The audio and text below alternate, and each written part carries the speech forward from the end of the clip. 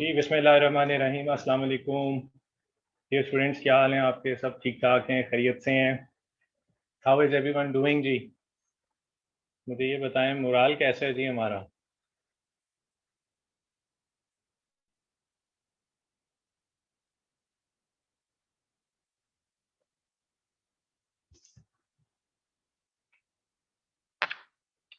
हाँ जी। तो कितने दिन रह गए जनाब हमारे?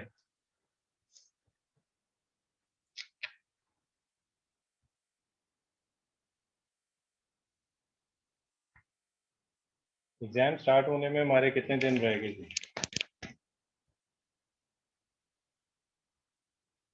8।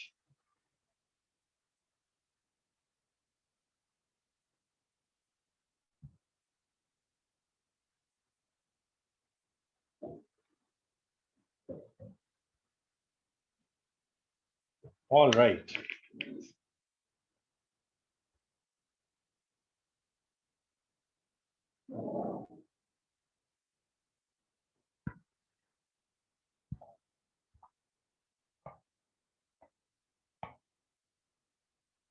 ओके जी, सो आई बिलीव, हाँ 7 डेज 8 डे ओके। हाँ, मोहित कह रहे हैं लॉस्ट काउंट। नेचुरल है जी, ये नेचुरल फीलिंग है, इट्स ओके। 7 8 डेज, अभी भी बहुत टाइम है जी माशाल्लाह। So good work. majority of you have already covered your all the syllabus revision। काफी हद तक प्रैक्टिस भी हो गई होगी, हमने मॉक भी दे दिए होंगे। सो आई बिलीव के इस वक्त जो है हमारा मोराल वो बहुत स्ट्रांग होगा, स्ट्रांग होना चाहिए, ठीक है। और इंशाल्लाह ताला हमें इसी टाइम के अंदर जो है इसको पास करना। So let's begin our session.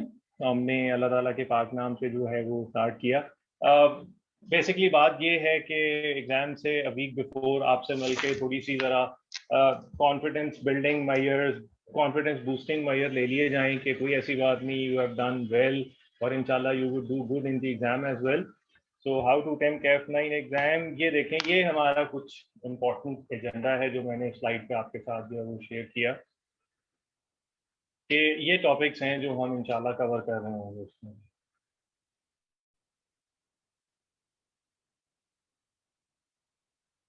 ठीक है जी, जिसमें मैंने लिखा है इंपॉर्टेंट एरियाज एंड टिप्स हैं, how to read question paper,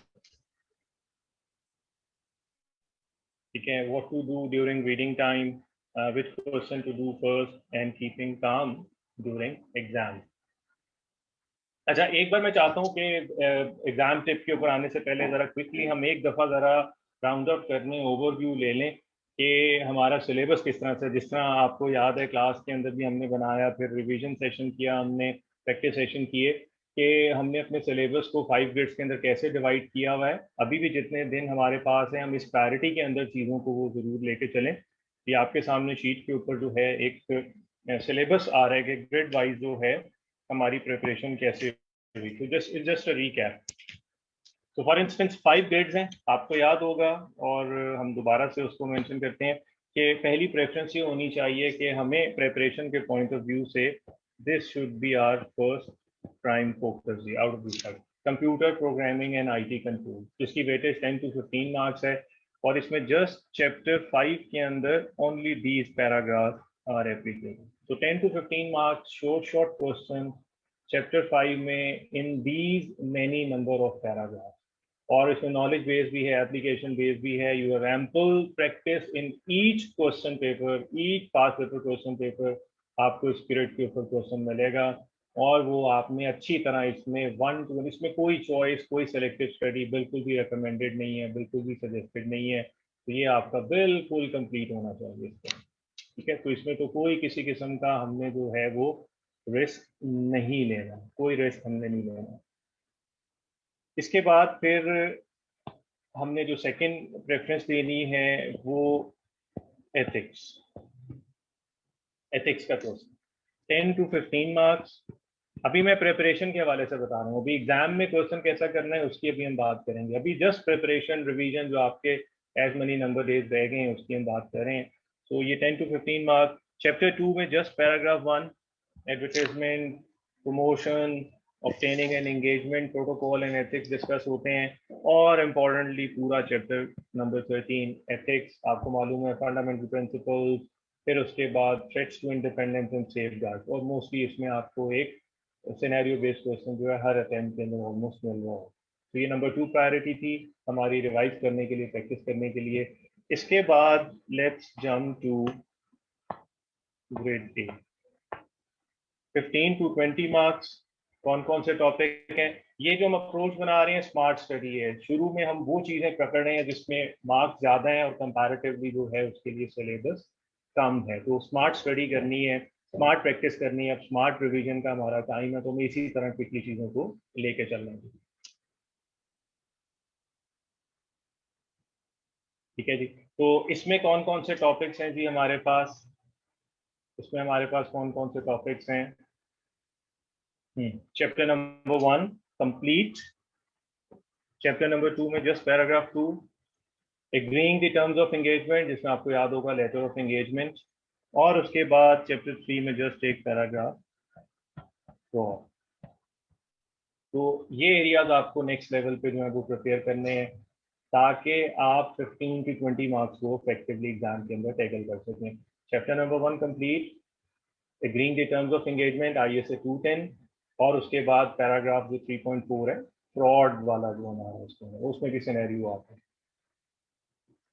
इसके बाद फिर हमें मूव करना चाहिए जी grade C, specific area. Specific area 20 to 25, 1/4, ठीक है, या 1/5 वेटेज ग्रेड सी में से है। सारे टॉपिक्स बड़े इंपॉर्टेंट हैं।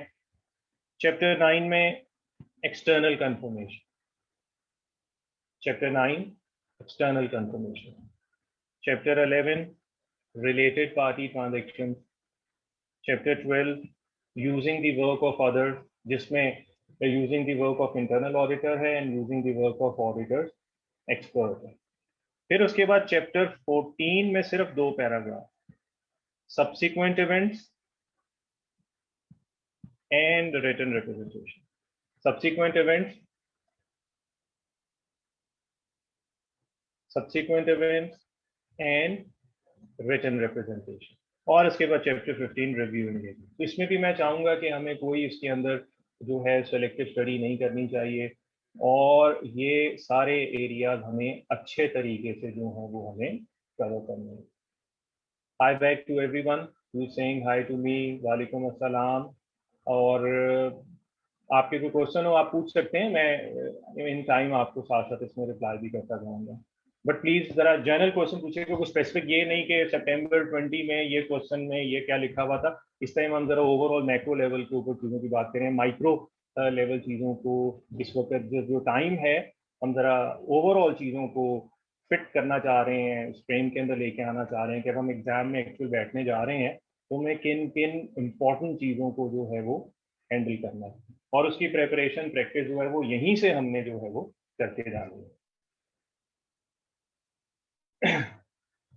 जी बिल्कुल। सो इसके बाद फिर लास्ट में हमारे पास ग्रेड बी है, तो सबसे बड़ा ग्रेड है। ऑल्दो इसकी वेटेज 25 to 35 है, बट इस 25 to 35 मार्क्स के लिए जो हमारे पास टॉपिक्स हैं वो एक लॉन्ग लिस्ट ऑफ टॉपिक्स, ठीक है। तो मैं हमेशा कहता हूँ कि ये बाकी 4 ग्रेड जो हैं इनकी मार्क्स वाइज वेटेज जो है वो अगर 2/3 है तो सिलेबस वाइज वेटेज 1/3 है, यानी 1/3 सिलेबस इन 4 ग्रेड्स का एक साइड पे जिसकी वेटेज 2/3 है, और उसके बाद ग्रेड बी जो कि मार्क्स वाइज इसकी वेटेज 1/3 है, लेकिन इसके लिए हमें सिलेबस 2/3 पढ़ना पड़ता है। तो स्मार्ट स्टडी ये कहती है कि आप पहले ये 4 ग्रेड जो हैं जो हमने नंबर मार्क किए इनको कवर करें, आपका 1/3 सिलेबस से 2/3 वेटेज जो है वो आपकी कवर हो जाएगी, और उसके बाद फिर आपके पास जितना भी टाइम हो उसमें आप ग्रेड बी के अंदर फिर आप जाएं। ऑब्वियसली इसमें क्वेश्चन आएंगे, बड़े बड़े एरियाज हैं। कौन से? चैप्टर 3 कंप्लीट एक्सेप्ट फ्रॉड, तो यहाँ प्लानिंग के रिस्क असेसमेंट का जो एक सिनेरियो आता है यूजुअली इस ग्रेड से आता है। फिर उसके बाद चैप्टर 4 जिसमें सैम्पलिंग है, ऑडिट एविडेंस है।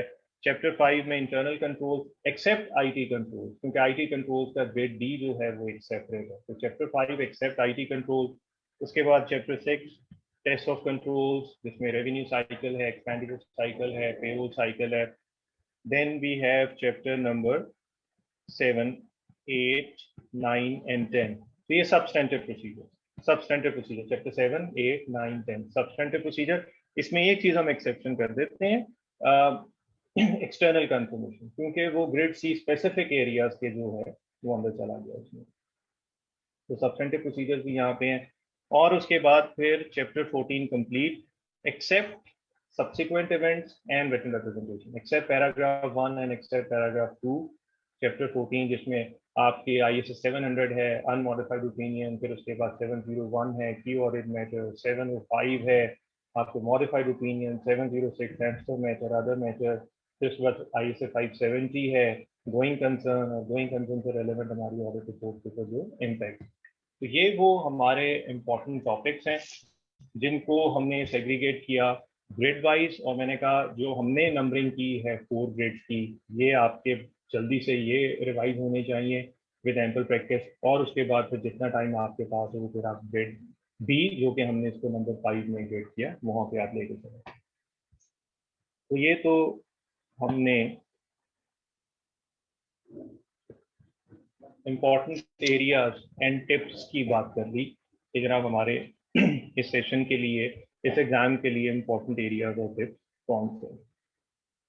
इसके बाद सेकेंडली मैं आना चाहूंगा एग्जाम के ऊपर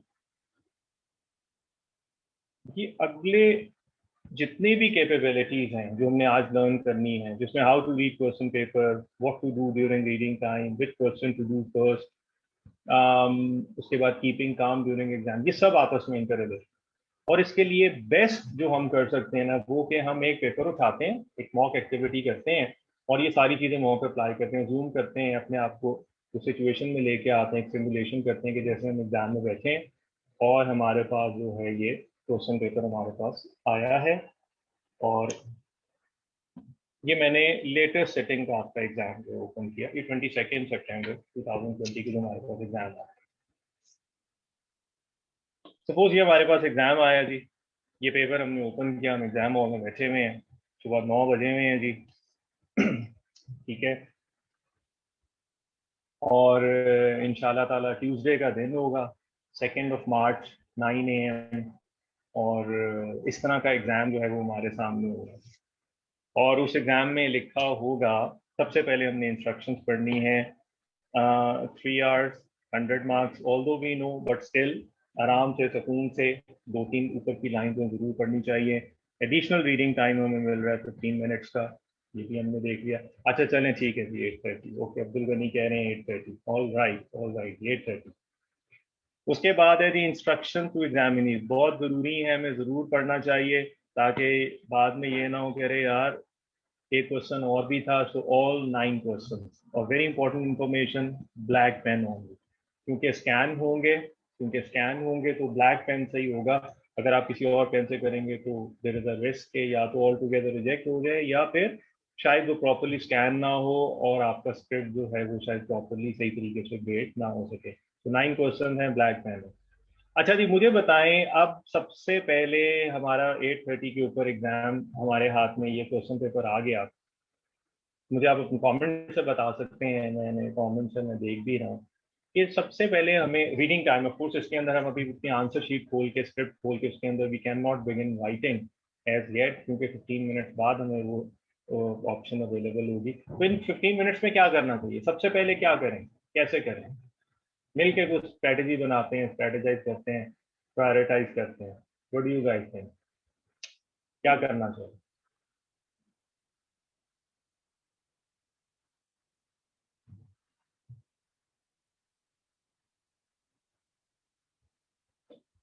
ब्लैक मार्कर से देखें बड़ा अजीब सा, मुझे तो ऑफेंसिव लगता है अगर मोटा मोटा मार्कर लिखा हो. Why not black pen? अच्छा black fountain pen, black ink वाला या ब्लैक जेल वाले, जो इस तरह के, ये अगर आप देख सकते हैं ये ब्लैक जेल वाले पेन होते हैं. इसमें 0.7 0.5 जरा बहुत बारीक सी टिप होती है, 0.7 वाली अगर आप टिप लेंगे तो वो जरा बेहतर होगा. तो इस तरह का अच्छा जेल वाला पेन या वैसे फाउंटेन पेन जिसके अंदर ब्लैक इंक यूज होती है, अच्छी पेन पैलेकिन वगैरह की आप यूज करें. तो मार्कर ना करें, मार्कर से वो बहुत बड़ा बड़ा और फिर बैक साइड के ऊपर भी नजर आना शुरू हो जाता है, इट डजंट लुक नाइस। तो ब्लैक अच्छा फाउंटेन पेन यूज करें, ब्लैक जेल पेन यूज करें, दैट विल डू गुड। अच्छा जी, सो जनाब गुड कमेंट्स आ रहे हैं जी हमारे पास। अच्छा मोहित कह रहे हैं दुआ करेंगे, वो तो हो ही रही हैं दुआएं। Mark question according to chapter, Abdul Ghani कह रहे हैं ओके। हसनैन बलोच कह रहे हैं देखेंगे किस किस टॉपिक के क्वेश्चन है, good, I like it, I like it. तो उसके बाद फिर मोहम्मद अली हमजा कह रहे हैं read requirement first and mark chapter, very good. तो हमें सबसे पहले ये काम करना है, और एक चीज आपके जहन में थ्रू आउट रहनी चाहिए, हमने पेपर कंप्लीट अटेम्प्ट करके आना है, पेपर कंप्लीट अटेम्प्ट करके आना है। हमें कोशिश करनी है कि कोई क्वेश्चन और उसका कोई पार्ट भी अन अटेम्प्टेड ना रहे, ठीक है। हमें कुछ ना कुछ एफर्ट जरूर करनी है, अटेम्प्ट जरूर करना है, this should be our objective. तो हम जो कुछ भी ये प्लानिंग कर रहे हैं इसी अप्रोच को सामने रख के कर रहे हैं कि हमने अपना एग्जाम कंप्लीट करके आना है।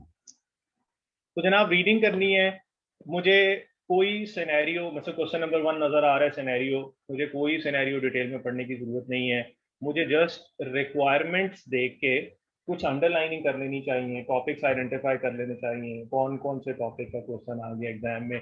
वो जो होता है ना, ओ यस, ओ नो, ओ यार हाँ गुड यार, ये तो भी मैं पढ़ के आया था, अभी देख के, ओहो ये तो रिवाइज करना था, रह गया, ये आ गया एग्जाम। वो जो आपके सौरोज, आपकी जो सेलिब्रेशंस हैं, आपकी जो सोरोज और वो शुरू के 5 मिनट्स के अंदर मैं चाहता हूँ कि निकल जानी चाहिए, ताकि we can take a deep breath, calm down, और उसके बाद फिर हम जो है वो कर सकें जी उसके अंदर।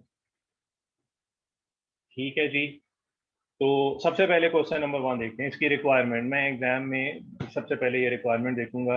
अच्छा जी, इसके नंबर हैं 10 एंड 18। तो ऑडिट प्रोसीजर्स का क्वेश्चन आ गया जी, ठीक है। ऑडिट प्रोसीजर्स जो आप परफॉर्म करेंगे, और उसके बाद discuss with reason implications on the audit. Okay, तो मुझे समझ आ गई कि ये जनाब एक ऑडिट प्रोसीजर्स का क्वेश्चन है। इसमें कुछ ऑडिट प्रोसीजर्स मुझे लिखने होंगे और कुछ इम्प्लीकेशन ऑन ऑडिट रिपोर्ट की बात है कि अगर ये चीज़ ठीक नहीं हुई तो क्या इम्पैक्ट होगा, अगर ठीक हो गई है तो भी हो सकता है मेरा ओपिनियन तो अनमोडिफाइड हो, बट मुझे एज ए की ऑडिट मैटर या एंकर मैटर इस चीज़ के बारे में कोई पैराग्राफ ना ऐड करना हो। तो मैंने समझ लिया ओके ये एक ऑडिट प्रोसीजर वाला क्वेश्चन है। तो let's move on. Question number 2, ये भी मुझे नजर आया कि एक सिनेरियो बेस्ड है, इसके 9 मार्क्स हैं। इसकी रिक्वायरमेंट में लिखा है explain the fluctuations and inconsistencies in the given ratios. तो मुझे कुछ रेशोज निकाल के वहां पे दी गई हैं, मैं ऊपर देख भी सकता हूँ, कुछ मुझे परसेंटेजेस नजर आ रही हैं, कुछ मुझे परसेंटेजेस नजर आ रही हैं। तो जी अब्दुल गनी ब्रॉड टर्म है बिल्कुल, लेकिन मेरे ऑडिट प्रोसीजर अब किस एरिया के हैं अभी मुझे कंसर्न नहीं है। अभी मुझे हाँ ऑडिट प्रोसीजर्स का एक क्वेश्चन आया है, वो चाहे नॉन करंट एसेट्स हैं, बैंक्स हैं, इन्वेंटोरी है, let's see in due course of time. तो जनाब दूसरा हमारे पास आ गया fluctuation inconsistency in the given ratio, और फिर वो कह रहा है 4 की audit procedure which you would perform to address each of the issues identified in one above. तो अब मुझे फौरी तौर पे क्लिक हुआ एग्जाम में बैठे के फ्लक्चुएशन इनकंसिस्टेंसीज रेशियोज, शायद ये कोई एनालिटिकल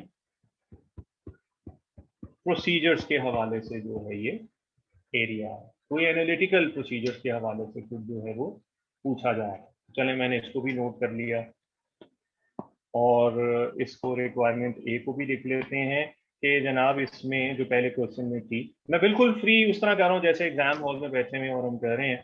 तो मैंने लिखा कि इसमें कुछ जो है वो ऑडिट प्रोसीजर्स की बात हो रही है, पार्ट बी में जो है मुझे कुछ ऑडिट रिपोर्ट के बारे में बात। अब ऑडिट रिपोर्ट में आपको पता है ISA 700 भी लगता है, 701 भी हो सकता है, 705 भी हो सकता है, 706 भी हो सकता है, और गोइंग कंसर्न भी हो सकता है। तो जस्ट एक मैं वैसे ये एग्जाम में नहीं लिखने की जरूरत, बट वैसे आपको रिमाइंडर दे रहा हूँ कि ऑडिट रिपोर्ट के क्वेश्चन में ये टॉपिक जो हैं ये एप्लीकेबल हो सकते हैं। अच्छा जी, सो 2 क्वेश्चन हो गए, अभी मेरे बस 2-3 मिनट ही यूज हुए हैं।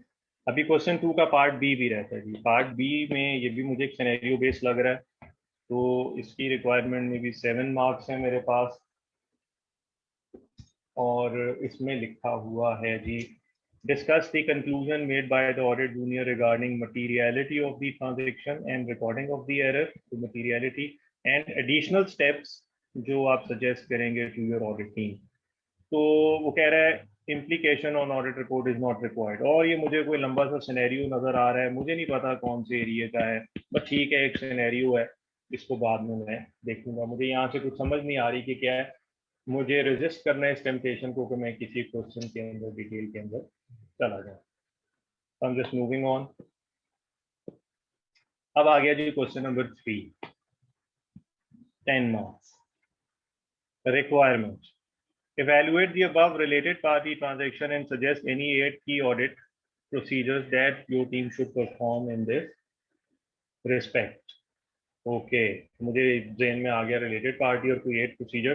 तो ये तो मुझे पता है कि रिलेटेड पार्टी में से कुछ पूछा है उसने, बेशक ऊपर सिनेरियो बेस्ड हो, बट 8 प्रोसीजर कुछ ना कुछ वो बुक वाली चीजें ही होंगी, स्टडी टेक्स्ट वाली जो यहाँ पे अप्लाई होगी।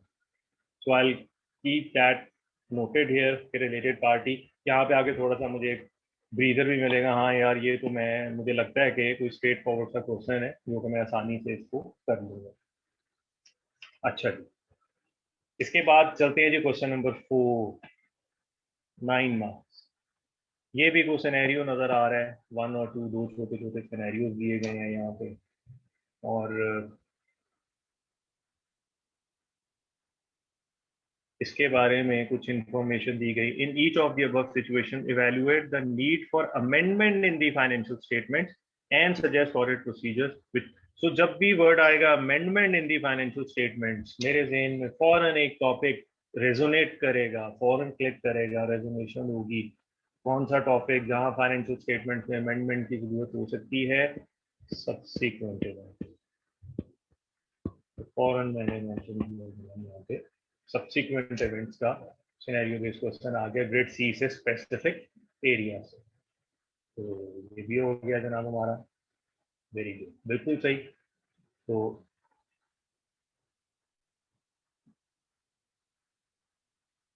फाइव 560 सब्सिक्वेंट आगे चलते हैं। कोई 4-4.5 मिनट हो गए हैं हमें 15 मिनट्स टाइम में से। क्वेश्चन नंबर 5 कुछ छोटा सा कुछ इंफॉर्मेशन लग रही है 6 मार्क्स के लिए। Guide your audit team about the involvement of auditors expert. To that name says it all. अच्छा जी, ऑडिटर्स एक्सपर्ट से रेलेवेंट टू क्वेश्चन आया है, और बेसिकली हमसे ये पूछा जा रहा है कि बताइए यहाँ पे ऑडिटर एक्सपर्ट की जरूरत है। नीड असेसमेंट की बात है कि whether you would be needing the use of audit expert और नॉट। आपको पता है audit expert is a costly affair that increases your audit cost. So we only insist on engaging auditors expert where as an auditor, as an accountant, we lack some expertise and we need other experts. तो इस costing को बड़े ध्यान से सोच के जो काम हम कर सकते हैं, मैनेजमेंट एक्सपर्ट से काम चलाया जा सकता है, अच्छी बात है, नहीं तो फिर ऑडिटर एक्सपर्ट। तो ये भी एक रिलेटिवली एक आसान सा मेरे लिए क्वेश्चन होगा। ठीक है, ऑडिटर एक्सपर्ट से क्वेश्चन है। Question number 6, 4 and 6 marks। 4 and 6 marks। ये कौन सा क्वेश्चन है? Differentiate between general IT control and application control, और पार्ट बी में है 3 general IT control and 3 application control to prevent. तो ये तो जनाब मेरा एक वो फेवरेट ग्रेड डी में से जो एक क्वेश्चन आना ही आना होता है, ये मिल गया। ये ठीक है जनाब, ये आईटी से रेलेवेंट कंट्रोल है, तो ये भी हम वहां पे देख लेंगे आईटी से।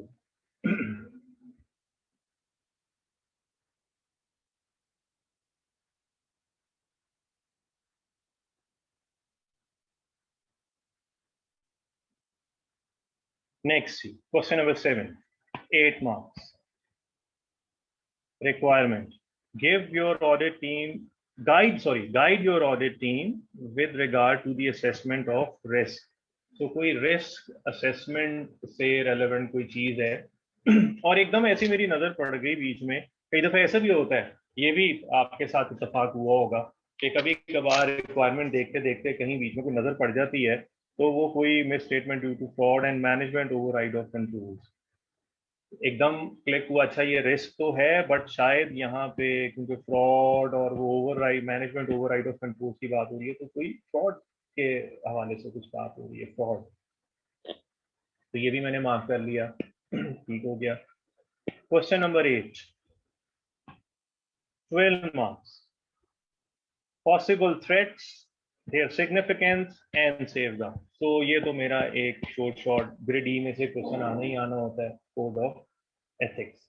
तो उसमें जनाब ये कोड ऑफ एथिक्स का भी एक क्वेश्चन हमें बना के दे दिया, कोड ऑफ एथिक्स भी नोट कर लिया। अब रह गया क्वेश्चन नंबर 9। शुरू में मैंने इंस्ट्रक्शन में पढ़ा था कि देयर विल बी 9 क्वेश्चन, तो ये लास्ट क्वेश्चन होगा 3, 4 एंड 4 के लिए।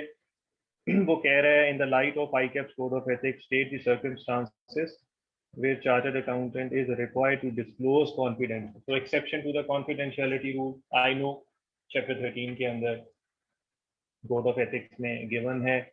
फिर उसके बाद कह रहा है in the light of Companies Act describe requirement for the cost audit and the person authorised to conduct it, specific paragraph है चैप्टर नंबर 1 में, वहां से पूछ लिया गया।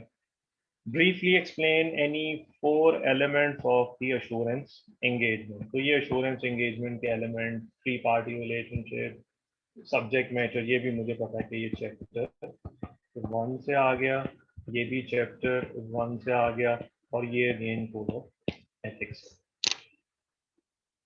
तो जनाब ये इस सारी एक्टिविटी में मुझे कोई लग गए 10 मिनट्स, आई कैन सेफली से, बहुत मार्जिन रखूँ, 10 मिनट लग गए। और मुझे समझ में आ गया कि IT का भी क्वेश्चन आना होता है, आया है, एथिक्स का भी आया है, बिल्कुल ठीक है, मैंने एथिक्स का भी चैप्टर 1 में से भी आया, फिर स्पेसिफिक एरियाज में से भी, ऑडिट रिपोर्ट, ऑडिट प्रोसीजर, कुछ चीज़ें मुझे बदल गई हैं। टेस्ट ऑफ कंट्रोल पे इस दफ़ा कोई उसने क्वेश्चन जो है यहाँ पे नहीं पूछा, फिर उसने रिटर्न कंफर्मेशन के ऊपर कोई क्वेश्चन जो है वो नहीं पूछा, तो कुछ चीज़ें एक मिक्स मेरे जहन में एक आइडिया होना शुरू हो गया। 10 मिनट्स हो गए, अभी भी 5 मिनट रहते हैं। एनी आइडिया अब इस 5 मिनट में, इन 5 मिनट्स का हम कैसे यूज करेंगे? Any suggestion? 5 मिनट्स पड़े हैं, क्या करें?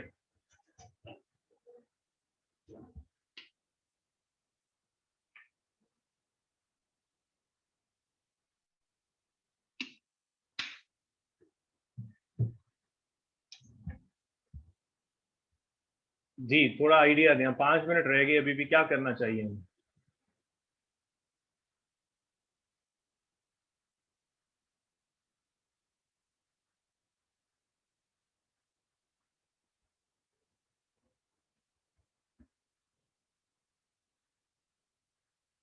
Start thinking about code of ethics solution. Okay, relax, ये भी अच्छा समझने का, रिलैक्स करें, code of ethics solution, easier scenarios के आंसर सोचें, बिल्कुल नहीं कह रहे हैं, वेरी राइट, वेरी राइट, ठीक है।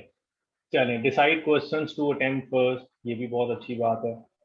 अच्छा, चलें अब इस पे आते हैं, फिर मैं दोबारा आऊंगा 5 मिनट्स के ऊपर क्या करना। जरा थोड़ा इससे आगे चलते हैं, कुछ यहाँ पे बैठ के हमने कुछ प्लानिंग भी कर ली कि सबसे पहले कौन सा क्वेश्चन करना चाहिए। हाँ रिलैक्स हो गए, ब्रीथ कर लिया, पेपर पूरा अटेम्प्ट करना है, थोड़ी सी प्लानिंग करें कि हमें किस तरह से पेपर को लेके चलना चाहिए। पहले कौन सा क्वेश्चन करेंगे, ये पेपर आपके सामने है, पहले कौन सा अटेम्प्ट करें, सेकंड नंबर पे कौन सा करें, any idea?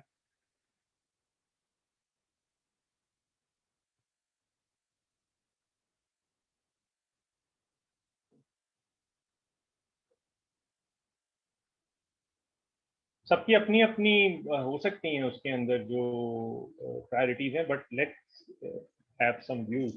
Scenario based question, fully read and understand what process should apply. Okay, समझ कह रहे हैं सबसे पहले क्वेश्चन नंबर 9 कर लें, कोई और आइडिया? एक नजर, CDM question, IT controls, chapter 1, simple theory question, question number 9 first, ठीक है, ठीक है, बिल्कुल सही है, वेरी राइट, वेरी राइट। अच्छा देखें, पेपर को हैंडल करने का एक सिंपल रूल बड़ा क्लियरली हमें याद रखना है। 3 आवर्स हमारे पास जाहिर है राइटिंग टाइम है, 100 मार्क्स हैं, तो 1/3 paper ideally by the end of first hour, फिर next 1/3 by the end of second hour, लेकिन एटलीस्ट हम 30 मार्क्स का जरूर देंगे कि मुझे पहले घंटे में 30 मार्क्स जरूर अटेम्प्ट करना है, सेकेंड आवर में फिर 30 प्लस 30 60, और लास्ट आवर में स्पीड ज़रा तेज़ हो गई होती है, कुछ थॉट प्रोसेस आमद भी बड़ी तेज़ हो गई होती है, राइटिंग स्पीड भी ज़रा बेहतर हो गई होती है, कॉन्फिडेंस भी बढ़ गया होता है, तो उसमें हम 40 मार्क्स के लिए भी जो है अटेम्प्ट कर सकते हैं। बिल्कुल सही। सो 30 मार्क्स का ना हर आवर के बाद आपको एक चेक ज़रूर रखना है कि आप कहीं बहुत पीछे तो नहीं रह गए हैं, आप एट पार हैं या नहीं है। तो एक ये आवरली बेंचमार्क ज़रूर रखें कि 30 मार्क्स।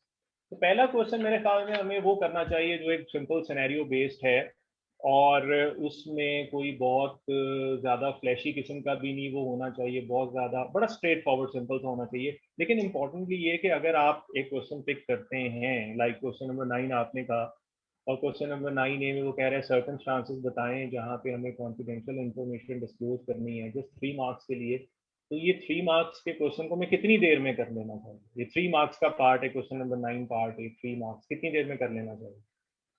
10 मिनट तो नहीं लगने चाहिए हमें। बस ये ख्याल रखना है कि शुरू में आप बहुत आसान से क्वेश्चन, नॉलेज बेस अगर आप पिक करते हैं, तो उसको बहुत आराम आराम से सोच सोच के फैंसी किस्म का, और जनाब कोई गलती ना हो जाए, टाइम वेस्ट नहीं करना। तो 3 मार्क्स हैं, जस्ट वो 1 एंड 1.8 आपको पता है उसमें, तो 5-6 मिनट्स के अंदर आप कंप्लीट करके आगे चल रहे हैं, टाइम वेस्ट नहीं करना। गाइडेंस वही रखनी है आपने, अपनी लिमिटेशन वही रखनी है कि 1 आवर में 30 मार्क्स का जरूर अटेंड करना है। अच्छा, पहला क्वेश्चन तो एक सिंपल नॉलेज बेस हो गया, वो अब आपकी मर्जी, आप क्वेश्चन नंबर 9 भी कर सकते हैं और आईटी वाला भी कर सकते हैं, आईटी वाला भी कर सकते हैं क्वेश्चन नंबर 9 जो कि चैप्टर 1 में से है, और एक आईटी बेस भी कर सकते हैं। सेकंड नंबर पे कौन सा करेंगे, प्लान करेंगे बताएं, सेकंड नंबर पे कौन सा क्वेश्चन करेंगे? फिर एक नॉलेज बेस या कोई एक सिनेरियो पकड़ लेना चाहिए सेकंड नंबर पे। What do you guys suggest?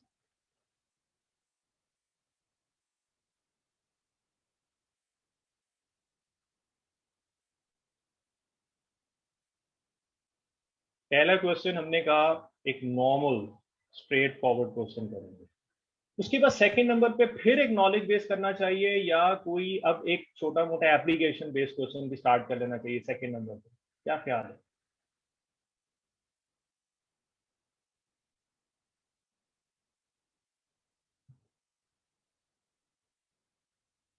Any suggestion? Hashim कह रहे हैं एथिक्स, अब्दुल गनी कह रहे हैं चैप्टर 11 रिलेटेड पार्टी। ओके,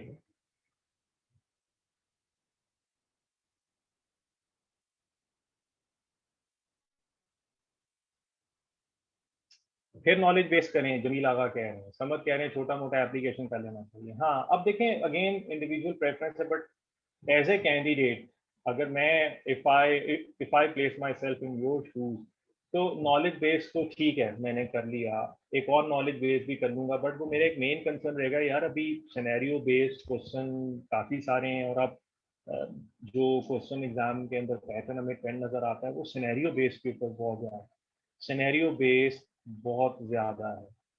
तो शुरू में आपने एक नॉलेज बेस सिक्योर किया, कितने मार्क्स का सिक्योर कर लिया आपने? 9 ABC करके, 3, 4 एंड 4, 4, 8, 8 एंड 3, 11, इसमें आपके कोई 20 to 25 मिनट्स आपके लग गए, ये 11 नंबर पे 20 to 25 मिनट्स लग गए। चले, फर्स्ट क्वेश्चन है, शायद 30 भी लग सकते हैं, शायद 30 भी लग सकते हैं। अब आप रूल आपको याद है, मैंने कहा था कि 1 घंटे में 30 मार्क्स है, तो 11 अब ये हो गए हैं, तो मुझे अब कोई एक सिनेरियो पकड़ लेना चाहिए, जरा इस सिचुएशन पे आना चाहिए कि 1 घंटे के अंदर मेरा मुनासिब नॉलेज और एप्लीकेशन बेस भी हो। अगर मैं सारे नॉलेज बेस पहले कर लूंगा ना, मुझे पता क्या है, आप 2 घंटे हमारे लग जाएंगे, और पेपर 35 मिनट्स का वो अगर नॉलेज सारा सिनेरियो बेस पढ़ा होगा आखिरी 1-1.25 घंटे में, that would be hell of A task. ऐसी गलती मत कीजिएगा, ऐसे नहीं करना आशिम। मैं जो आपको ट्रिक बताने लगा हूं वो ये, मिक्स एंड मैच करें, एक नॉलेज बेस फिर एक एप्लीकेशन, और फिर कुछ नॉलेज बेस्ड क्वेश्चन इसके पीछे जो आइडिया संभाल के रखें। जहां पे आपको लगे ना कि यार मेरा टाइम शॉर्ट हो रहा है पेपर, वहां पे वो जो नॉलेज बेस्ड स्ट्रेट फॉरवर्ड है वो कर लें, क्योंकि जो आपकी स्पीड बन गई होगी, आपको पता है you are pressed against time, तो मुझे उस सिनेरियो में मसला होता है कि उसको पहले पढ़ना होता है, फिर समझना होता है, फिर अप्लाई करना होता है। जब टाइम बहुत कम रह जाए ना, फिर मेरे पास चॉइस क्या होती है, मैं सिनेरियो पढ़ूं या करूं? तो फिर टाइम इतना कम होता है, मैं फिर पढ़ता नहीं हूँ, सिर्फ रिक्वायरमेंट देख के आइडिया से सिनेरियो बेस करने की कोशिश करता हूँ, जो कि सबसे बुरा डिसीजन होता है और मार्क्स नहीं मिलते, क्योंकि सिनेरियो को पढ़ना है और फिर लिखना। नॉलेज बेस्ड क्वेश्चन में सिर्फ रिक्वायरमेंट देखनी है एक दो चीजें और खुद से लिखना, उसको सेव करना है। कुछ नॉलेज बेस्ड क्वेश्चन ना सेव करके रखने हैं, कहीं पे अगर हम फंस गए ना, कहीं पे हम फंस गए तो मैंने उसको यूटिलाइज करना है। कंफ्यूजन है, आसिफ कह रहे हैं सिनेरियो ना आता हो फिर ये करना है, लेकिन आपने अटेम्प्ट तो करना है ना, तो वो अटेम्प्ट जो उसकी करने का टाइम है वो अटेम्प्ट आपने जरूर करना है। तो ये मत सोचिएगा कि मैंने छोड़ना है, छोड़ना तो है नहीं। और अगर आप एक सिनेरियो बिल्कुल छोड़ रहे हैं और आप एक नॉलेज बेस्ड क्वेश्चन को बहुत अच्छा अच्छा लिख रहे हैं 10 नंबर का, तो 10 में से थ्योरेटिकली स्पीकिंग सिर्फ 10 ही आएंगे, 10 में से 15 नहीं आएंगे। तो आपको 10 में से 8 9 वो प्रैक्टिकल जितने मार्क्स ले वो लेके सिनेरियो में भी अटेम्प्ट करना है, ताकि वहां से 2 3 4 नंबर वहां से लें, तभी मेरा ये 7 8 प्लस 4 5 होके 14 15 बन सकते हैं। खाली नॉलेज बेस 10 नंबर के ऊपर पूरी एफर्ट लगा दूं, एक सिनेरियो कर ही नहीं रहा, तो उसमें 10 से ज्यादा तो नहीं आने। तो इस तरह नहीं करना। तो मैं ये कहता हूँ कि पहले क्वेश्चन नंबर 9 करके, जब मैं ये कर लूंगा तो मुझे कोई ना कोई निशान जरूर लगा देना चाहिए कि ये मैंने कर लिया। मेरी प्रेफरेंस ये होगी कि आप इसके बाद जाके एक रिलेटिवली नोन सिनेरियो, जो कि आप एक्सपेक्ट कर रहे होते हैं, आपने बड़ी प्रैक्टिस भी की होती है, आप सेकंड लेवल पे जाके why not try this ethics. Threats भी हैं, सिग्निफिकेंस भी है, सेफगार्ड टीम सिचुएशन है, self interest, self review, advocacy, familiarity, intimidation. तो आपकी इतनी सारी प्रैक्टिस है, इतनी सारी चीजें, ये वाला क्वेश्चन कर ये, या अगर इसके साथ आपको वो क्वेश्चन आया हुआ है क्वालिफिकेशन एंड डिसक्वालिफिकेशन, इस अटेम्प्ट में नहीं आया था, ये जो हम कर रहे हैं इंशाल्लाह जो अब अटेम्प्ट आ रही है इसमें बहुत एक्सपेक्टेड है, वो वाला आप करने, क्योंकि नो ना आपको पता है क्वालिफिकेट डिसक्वालिफिकेट 3 ईयर रूल है, डायरेक्टर है, स्पाउस है, शेयर्स हैं, और वो सारी चीजें सारा कुछ। सेकंड नंबर पे इस तरह करो तो आपका तकरीबन ये एक नॉलेज बेस्ड क्वेश्चन बड़ा तो 10 नंबर का, और ये 10 से 15 नंबर का एक एप्लीकेशन बेस्ड एथिक्स। और अगर एथिक्स के साथ वो कंपनीज एक्ट भी आ जाए फिर तो बहुत अच्छी बात है, आप ये 2 सिनेरियोज भी कर सकते हैं, तो काफ़ी हद तक आप सिक्योर हो गए। तो 1 घंटे में को अराउंड 25 to 30 मार्क्स आपने सिक्योर करने हैं with the combination of knowledge and scenario. Scenario भी वो जो बहुत एक्सपेक्टेड है, जिसकी आप भरपूर प्रैक्टिस करके गए होते हैं, जिसमें एथिक्स और कंपनीज है। यहाँ पे अब आप थोड़ा सुकून कर सकते हैं, 1 घंटे दोबारा से अपने आप को रिकलेक्ट करें, गैदर करें। अब उन सिनेरियोज पे आना है, उन नॉलेज बेस्ड क्वेश्चन के ऊपर अब आपने स्ट्रैटेजी बनानी है कि अब मैं नेक्स्ट कौन सा करूँ। आपको पता है ऑडिट प्रोसीजर्स भी हैं, audit implication on audit report का भी सिनेरियो है, एक उसमें वो फ्रॉड और रिलेटेड पार्टी ऑडिटर्स एक्सपर्ट।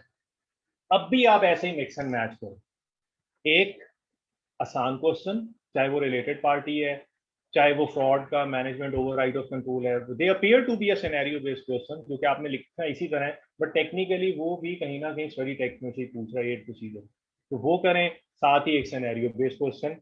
लेकिन ये जो पहला क्वेश्चन है ना, इससे जरा खबरदार है, ऐसा ना हो कि आप कहीं इस क्वेश्चन को बिल्कुल एंड के लिए रख लें, और एंड से मेरी मुराद है आखिरी 10 to 15 जहां पे आपने ये 18 नंबर का पूरा भी क्वेश्चन रहता हो, और आपके पास सिर्फ 10 से 15 मिनट रह गए हैं, और ये क्वेश्चन नंबर 1 है। ये मैं आपको बहुत प्रैक्टिकल और अपने ऑब्जर्वेशन की बात बता रहा हूँ, please don't become a victim to this trap. इस फिट में नहीं करना आपने क्वेश्चन नंबर 1, क्योंकि बड़ा सिनेरियो बेस लग रहा है, प्रोसीजर्स हैं, आपने कहा अच्छा भी करते हैं, दूसरा कर लेते हैं, अच्छा अभी नजर पड़ रही है इस पर, आप कहते हैं अच्छा डिफर करते हैं, अभी ये कर लेते हैं, फिर इस पे आप अभी करते करते हैं, ऐसे नहीं करना। इस क्वेश्चन को कहीं सेकेंड आवर के बीच में, जो इस तरह का जो सबसे मुश्किल सिनेरियो होगा ना, सबसे बड़ा जो है, वो आपने कहीं मिड में पढ़ के उसको ओपन अप कर लेना, क्लोज ना करें, जगह छोड़ दें, जितना थोड़ा बहुत आता है किया करके जगह छोड़ें, ताकि आपकी अटेम्प्ट हो जाए। मैं चाहता हूँ कि एग्जामिनर को ये इंप्रेशन जरूर जाए कि आपने सिलेबस कंप्लीट पढ़ा हुआ है, you know all the topic, और आपने हर क्वेश्चन के अंदर रीजनेबल एफर्ट किए, फिर टाइम मिलेगा वापस आ जाएंगे। लेकिन ऐसा ना हो कि एक बड़ा 18 15 नंबर से बड़ा जो सिनेरियो बेस्ड क्वेश्चन, चाहे वो रिस्क पे है, चाहे प्रोसीजर्स पे है, चाहे ऑडिट रिपोर्ट पे है, सब्सिक्वेंट इवेंट पे आपको लगता है बड़ा मुश्किल है, मुझसे नहीं होगा ये, तो मैं तो उसको सेकेंड आवर में कहीं ना कहीं दूसरे घंटे में जो सबसे मुश्किल है उसको पढ़ के अंडरस्टैंड करके जो समझ में आता है थोड़ा बहुत लिख के उसकी जगह छोड़ के आगे चलो। इसको बिल्कुल एंड पे नहीं छोड़ना, क्योंकि एंड में 10 मिनट में आप देखें, इसको पढ़ने के लिए भी कोई 10 मिनट चाहिए, और फिर 5 से 10 मिनट कम अज कम इसको लिखने के लिए भी चाहिए। तो ऐसा ना हो कि एंड पे आखिरी 10 मिनट रह गए, मैं पढ़ूं क्या तो लिखूं क्या, तो जब आप इस सिनेरियो को पढ़ेंगे, पढ़ते पढ़ते कुछ आइडिया हो ही जाएगा। इन्वेंट्री काउंट है और यहाँ पेटेंट राइट्स, लीगल एक्शन की बात हो रही है, तो कुछ ऑडिट प्रोसीजर मुझे समझ आ रहे हैं, तो इन्वेंट्री काउंट से रेलेवेंट है। लीगल एक्शन वही चैप्टर 10 जो है, जिसमें प्रोविजन हो सकती हैं, कंटीजेंट लायबिलिटी हो सकती हैं, इस लिहाज से।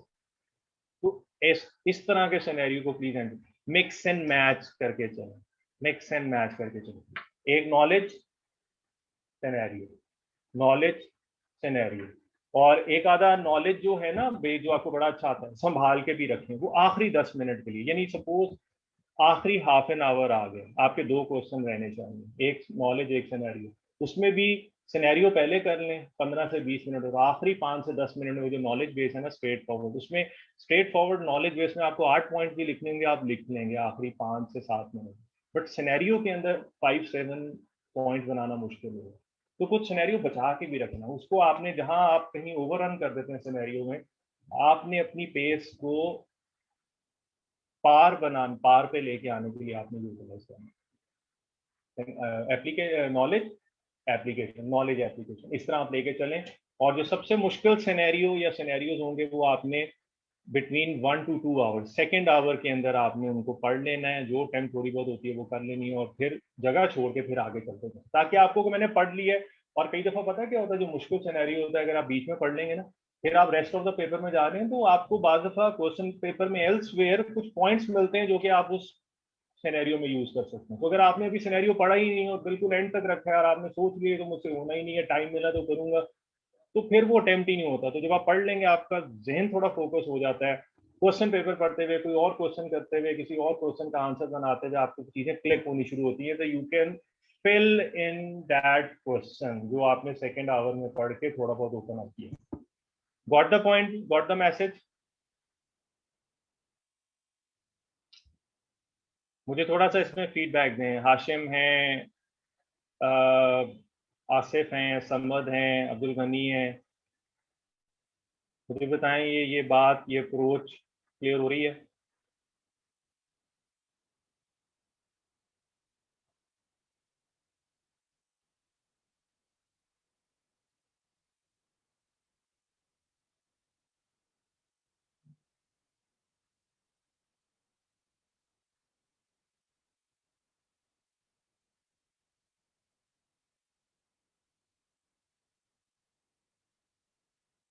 वेरी गुड, वेरी गुड, माशा, very good, very well done.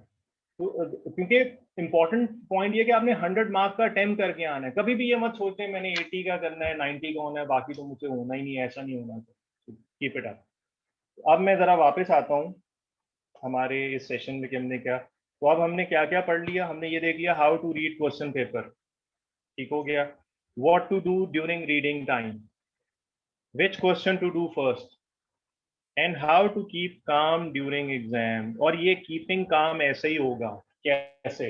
Knowledge scenario, knowledge scenario. Deep breath लेते जाएं, हर क्वेश्चन करने के बाद अल्लाह का शुक्र अदा करें, a sip of water, have some sweet, chocolate खाते रहें। शुगर इनटेक जो है वो अपनी साथ साथ अपग्रेड करते रहें। आपको सौंफ पसंद है, छालिया पसंद है, सुपारी पसंद है, चॉकलेट, फ्रूट, जो कुछ भी आपने रखा है, थोड़ा थोड़ा उसकी एक एक बाइट लेते रहें, थोड़ा पानी लेते रहें, डीप ब्रेथ लेते रहें। एक नॉलेज एक सिनेरियो, आपका खुद ब खुद कामनेस भी आएगी, कॉन्फिडेंस भी आएगा, आप इंजॉय भी करेंगे। Once you start enjoying exam को, ऐसे लें कि it's an opportunity to express yourself. ऐसे मत लें कि यार मेरा एग्जाम हो रहा है, आपने मैंने इतनी सी तैयारी की, मेरे लिए एक अच्छी ऑफर, मैं एक्सप्रेस करूँ, मैं एग्जामिनर को बताऊं, मैं दिखाऊं मेरी कितनी अच्छी तैयारी है, मुझे समझ आ रही है आपने क्या पूछा, तो ना इससे आप फिर रिलैक्स भी होंगे, आपका कॉन्फिडेंस भी बनेगा। अच्छा, लास्ट में ना मैंने आपसे एक बड़ी इंपॉर्टेंट अप्रोच क्लियर हो गई, थैंक यू अली, इकरा भी कह रहे हैं क्लियर हो गई approach, very good. I am relieve कि एटलीस्ट मेरा मैसेज है क्लियर हो गया। एक मैंने आपको एंड पे जाने से पहले एक इंपॉर्टेंट बात बतानी है। बहुत सारे स्टूडेंट इस स्टेज पे मुझसे क्वेश्चन कर रहे हैं कि सर हम सिनेरियो कर रहे हैं पास पेपर के, सिनेरियो से जब हम एग्जामिनर का आंसर मैच करते हैं तो बहुत डिफरेंस आता है, तो हम क्या करें? बहुत सारे लोग इसके ऊपर कंफ्यूज हैं। मैं आखिरी 5 to 7 मिनट्स इस चीज़ पे स्पेंड करना चाहता हूँ कि इन लास्ट 7 डेज और सो के अंदर जब आप पास पेपर के कुछ क्वेश्चन कर रहे हैं लिख के, तो आपने आई कैप के सजेस्टेड आंसर से कैसे फ़ायदा उठाना है। तो मैं आपके साथ में ज़रा एक छोटी सी डिस्कशन करना चाहता हूँ, जो कि इस एजेंडा में यहाँ पे ऐसे तो नहीं, बट मैं आपको बताना चाहता हूँ कि आपने कैसे हेल्प लेनी है आई कैप के सजेस्टेड आंसर से, what to seek from the ICAP suggested answer. देखें, एक टेबल बनाते हैं।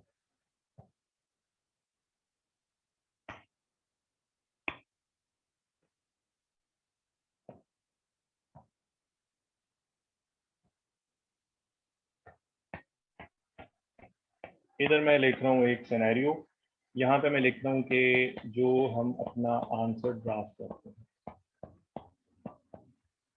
और ये आंसर ड्राफ्ट करने की बात हो रही है, याद रखें ऑडिट के सजेस्टेड आंसर्स का ऑडिट नहीं करना, you and get anything from that audit. So ये सबसे बड़ी गलती है, ऑडिट के जो आईकैप के सजेस्टेड आंसर्स हैं वो क्वेश्चन पढ़ के उन आंसर्स का ऑडिट नहीं करना, ठीक है। हमेशा हर टॉपिक के ऊपर आपने क्वेश्चन का आंसर पहले लिखना है, फिर आपने आई कैप के आंसर से कंपेयर करना। दिस इज इंपॉर्टेंट, ऑडिट के आंसर का नहीं आपने करना।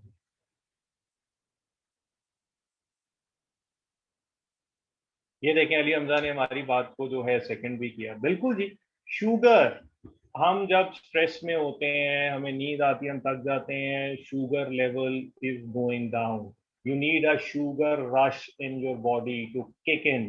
जो ही आपकी शुगर की इंटेक बढ़ेगी, आप जो हैं you will feel more energetic.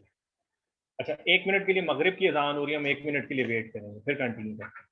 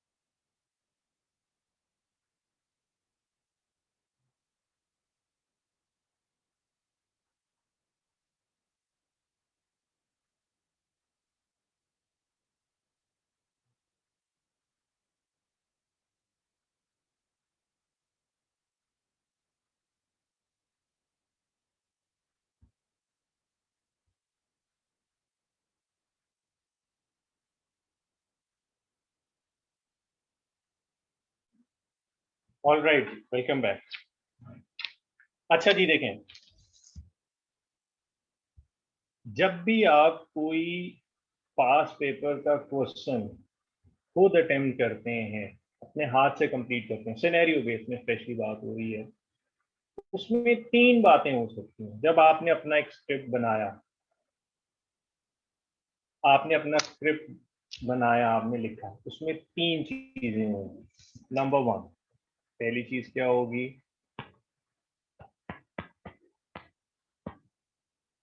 आपने समझे, सपोज रिस्क असेसमेंट का कोई क्वेश्चन, आपने अपना क्वेश्चन किया, उसके बाद आई कैप के सजेस्टेड आंसर को उठाया और अपने आंसर से आपने कंपेयर किया।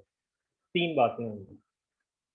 नंबर वन, कुछ ऐसे आपको रिस्क के पॉइंट मिलेंगे जो आई कैप के सजेस्टेड आंसर में तो था, लेकिन आपके आंसर में उसका जिक्र भी नहीं हुआ, आप वहां तक पहुंचे ही नहीं। बट ये impairment of property planning equipment की बात है वहां पे, या कोई एक प्रोविजन या कंटीजेंट लायबिलिटी का उसमें रिस्क था जो आप समहाउ उसको नहीं पिक कर सके। So there is a point, there is a procedure, there is a risk which is being mentioned in the ICAP suggested answer and which in our answer is not appearing. ऐसी situation, ऐसे points के लिए क्या करना? You need to learn कि ऐसा क्यों हुआ, मेरा ध्यान क्यों नहीं गया, मुझे क्यों नहीं ये पॉइंट पे क्यों, हाँ यार अब वाकई ये तो बड़ी ऑब्वियस बात। तो प्रॉबेबली कहीं पे हमें अपने नॉलेज की अपडेशन की जरूरत है। We need to go into the material, into the study text, थोड़ा सा पढ़ के थोड़ा सा अपडेट करना है, तो चीज़ें दोबारा से लर्न करनी है, याद करना है कि यार ये पॉइंट यहाँ पे एप्लीकेबल है और मुझे इस चीज़ को लर्न करना है और आइंदा के लिए केयरफुल रहना है कि जब इस किस्म की सिचुएशन हो तो ये वाला रिस्क, ये वाला प्रोसीजर, ये ऑडिट रिपोर्ट पे ये इम्प्लीकेशन भी हो सकती है। मैंने पढ़ा था बट मुझे क्लिक नहीं हुआ। तो अब याद रखना है कि ऐसी सिचुएशन में हमें ये चीज जो है फेस करनी पड़ सकती है, तो आपने अपने आप को इम्प्रूव करना है। आपका जहन उस पॉइंट तक नहीं गया बट सजेस्टेड आंसर में वो पॉइंट है, जब आपने पढ़ा, बोले हाँ यार ये मुझे याद ही नहीं रहा, वाकई ये, उसको इम्प्रूव करें, उसको लर्न करें कि नेक्स्ट टाइम ऐसा ना हो। दूसरी सिचुएशन क्या बन सकती है? दूसरी सिचुएशन बनेगी, आपने एक रिस्क या एक प्रोसीजर आपने लिखा और वो सजेस्टेड आंसर में भी है वो पॉइंट, वही रिस्क, वही प्रोसीजर, वही इम्प्लीकेशन ऑन ऑडिट रिपोर्ट कि आपने कहा यहाँ पे हम क्वालिफाइड ओपिनियन देंगे, आई के कुछ सजेस्टेड आंसर में भी लिखा है क्वालिफाइड ओपिनियन। तो हैट्स ऑफ, गुड वर्क, आपने सही पॉइंट बनाया, आपके आंसर में भी आई के सजेस्टेड आंसर में भी है। बट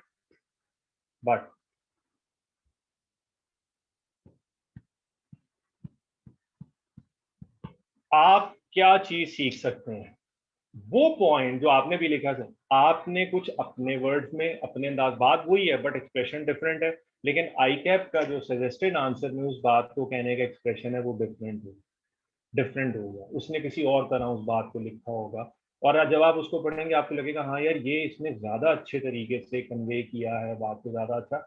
इसमें ऐसी सिचुएशन में कोई नई चीज लर्न करने की जरूरत नहीं है, you are already there, you have it in you कि हाँ इस सिचुएशन में ये पॉइंट है, ये लगता है सही है।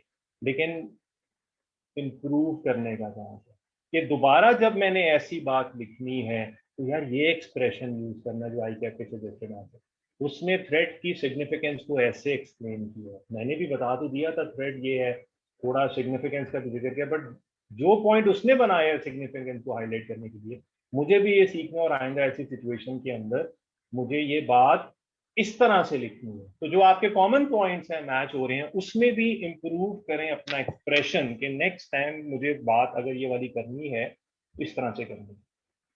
तीसरी एक बात जो उसमें पेयर हो सकती है, कुछ ऐसे पॉइंट्स होंगे आपके आंसर में तो आपने वो प्रोसीजर, रिस्क या वो इम्प्लीकेशन बनाई है, बट आई के सजेस्टेड आंसर में वो नहीं है।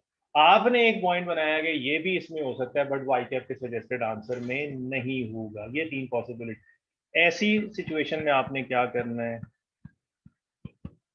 जो चीज वहां पे नहीं है प्लीज उसको जबरदस्ती आर्म ट्विस्टिंग करने की कोशिश ना करें कि हाँ ये जम्पशन ले लें तो ये भी तो हो सकता है। अगर वो आई कैप के आंसर में नहीं है तो there is a reason, probably that is irrelevant, that is not the call of the person and we were thinking ये पॉइंट भी एप्लीकेबल हो सकता है, बट ये नहीं है। इस चीज को इग्नोर करना सीखें कि इस तरह की सिचुएशन में ये वाला पॉइंट क्यों नहीं है, आपके जहन में आ रहा था बट वो वहां पे एप्लीकेबल नहीं है। तो ये तीनों चीजें जब तक आप अपने हाथ से लिखेंगे नहीं, कुछ क्वेश्चन हर एरिया के, स्पेशली रिस्क बेस हो गया, ऑडिट प्रोसीजर्स हो गए जो सिनेरियो बेस्ड क्वेश्चन है, ऑडिटर की अपॉइंटमेंट, क्वालिफिकेशन, डिस्क्वालिफिकेशन, एथिक्स, जब तक आप लिखेंगे नहीं और इन तीन चीजों को आइडेंटिफाई नहीं करेंगे कि आपके पॉइंट्स वो होते ही नहीं है जो सजेस्टेड आंसर में है, इसका मतलब है कि नॉलेज अपडेट करेंगे। आपके पॉइंट्स कमो बेश उतने ही होते हैं जो सजेस्टेड आंसर में है, अपना एक्सप्रेशन बेहतर है। आप कुछ ऐसे पॉइंट्स भी लिखते हैं जो सजेस्टेड आंसर में नहीं है, वो बेसिकली वो पॉइंट है जो आपने अपने जेल में बिठाए हैं कि ये टॉपिक आए तो ये पॉइंट तो लगाना ही लगाना है, ये वाला एरिया आए तो एक्सटर्नल कंफर्मेशन तो लिखना ही लिखना है, ये वाला एरिया तो रिटन रिप्रेजेंटेशन लिखना ही लिखना है। But please scenario base apply करें, प्रॉबेबली उसकी जरूरत वहां पे नहीं है, तो आपने ये लर्न करना है। क्योंकि मैं बहुत सारे स्टूडेंट से जब बात करता हूँ तो बहुत सारे सर अपने पास पेपर लिख के किए थे, तो जब मैं कहता हूँ ठीक है लिख, कुछ लोग तो लिखते ही नहीं है, मैं उनकी बात नहीं करूँगा, वो लिखें। कुछ लोग लिखते हैं ना तो लिखने के बाद फिर सजेस्टेड आंसर से कंपेयर भी नहीं करते, ये उससे भी बड़ी गलती होती। जब आपने अटेम्प्ट कर लिया, अगर आप कंपेयर नहीं करेंगे और ये तीन चीजें अपनी आइडेंटिफाई करके कुछ जहां लर्न करना, जहां इंप्रूव करना, जहां इग्नोर जब नहीं करेंगे तो आप फिर आगे कैसे जाएंगे। तो लिखना भी है और कंपेयर भी करना है, this is the only way to improve. और अब जितने दिन रह गए हैं इसमें सेलेक्टेड जो एरियाज हैं उसके ऊपर ये काम करें।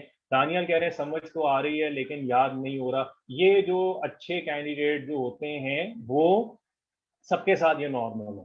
जब आपकी तैयारी हो रही थी, अच्छी हो रही होती है, आहिस्ता आहिस्ता आपके इनर सेल्फ में चीजें बन रही है, बट साथ साथ ये भी होता है यार मुझे नहीं आ रहा, मुझे नहीं आ रहा। ऐसी बात नहीं है, जब आप क्वेश्चन लिख रहे हैं, आपने मॉक दिया, उसको अटेम्प्ट किया, अब आप क्वेश्चन कर रहे हैं, कंपेयर कर रहे हैं, तो trust in your self, in your strength, in your belief कि वाकई आपको चीजें समझ में आ रही हैं। और इंशाल्लाह जो ही पेपर आपके पास आएगा ना, पहले 15 मिनट के बाद सब चीजें आपकी रीस्टोर और रिकॉल होनी शुरू हो जाएंगी। तो दानियल इससे आपने बिल्कुल भी जो है परेशान नहीं होना कि नहीं आता।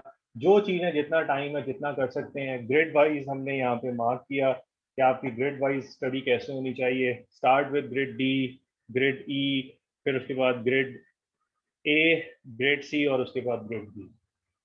तो these were the few points which I wanted to communicate, और इस सेशन का मकसद भी ये था कि पेपर अटेम्प्ट कैसे करना, और इन दिनों में आपने पास पेपर के क्वेश्चन की प्रैक्टिस करते हुए किस तरह से चीज़ों को आप इम्प्रूव कर सकते हैं।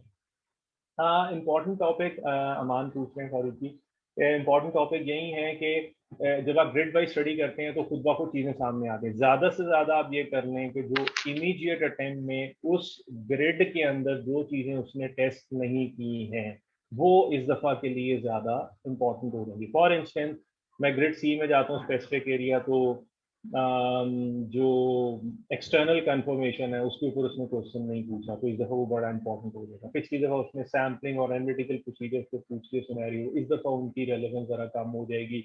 ऑडिटर्स एक्सपर्ट पूछ लिया तो इंटरनल ऑडिट ज्यादा इंपॉर्टेंट हो जाएगा।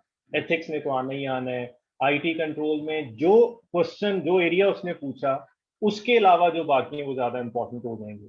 तो बस इसी तरह ज्यादा से ज्यादा आप ये कर सकते हैं कि जो इमीडिएट अटेम्प्ट में उनने उसने हर ग्रेड में से टॉपिक पूछे हैं उनके जरा रिपीट होने के चांसेस कम है, उनको थोड़ा लो प्रायोरिटाइज कर ले, और उसके अलावा जो चीजें उसने नहीं पूछी उनको जरा हाई प्रायोरिटाइज कर ले। जिस तरह स्पेसिफिक एरिया में उसने सब्सिक्वेंट इवेंट्स पूछा, रिटन रिप्रेजेंटेशन ही पूछा, तो रिटन रिप्रेजेंटेशन जो है वो जरा ज्यादा। तो बस इतना आप एक प्रायोरिटाइज करने के लिए क्वेश्चन स्पॉटिंग नहीं करनी, इग्नोर नहीं करना, क्योंकि बेशक सब्सिक्वेंट इवेंट उसने पिछली बार पूछा है, हो सकता है दोबारा सिनेरियो ना हो, बट किसी ना किसी क्वेश्चन में कहीं कॉन्सेप्ट टेस्ट हो जाएगा, कहीं ना कहीं टेस्ट ऑफ कंट्रोल पूछ लिया जाएगा, कहीं ना कहीं ऑडिट रिपोर्ट की इंप्लीकेशन किसी प्रोसीजर वाले क्वेश्चन में या कहीं ना कहीं आपको पूछ ली जाएगी। तो ऐसी गलती मत कीजिएगा कि ऑल टुगेदर आप सारा कुछ कोई छोड़ के टॉपिक चले गए उसके अंदर।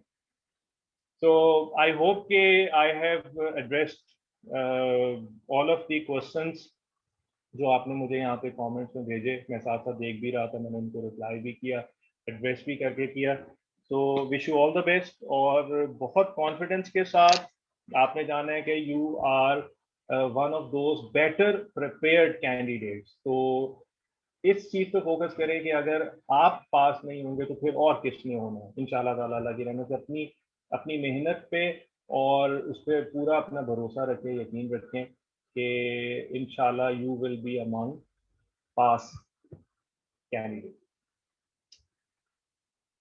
अच्छा जी, बट आंसर्स दोनों के डिफरेंट हैं क्यूबी में। और अच्छा, ये थोड़ा सा स्पेसिफिक हो गया दाइब। मैं चाहूंगा कि आप मुझसे जो है उसमें आप ये थोड़ा सा स्पेसिफिक हो रहा है, ज़ाहिर है आप जो रेफर करें मुझे देखना पड़ेगा, तो आप मुझसे अलहदा से कांटेक्ट कर लीजिएगा दाइब। आई होप कि आप वैसे भी क्लास में थे, तो जो स्पेसिफिक क्वेश्चन है ये प्लीज़ मुझे आप डायरेक्टली पूछ लीजिएगा उसमें। जी बिल्कुल, थैंक यू अली। सप्लीमेंट बहुत इंपॉर्टेंट है, एथिक्स नए सप्लीमेंट से आपको करना है, दानियल पूछ रहे हैं, और जो चैप्टर नंबर 2 है वो सप्लीमेंट से करना है। सप्लीमेंट जो जो चेंजेस हैं वो ही वाला आपने करना है, एथिक्स भी और चैप्टर 2 भी इसमें। चलें जी, that is all from my side जी। Take good care of yourself, lots of prayers and best wishes for your success, और कीप वर्किंग हार्ड। अल्लाह हाफिज।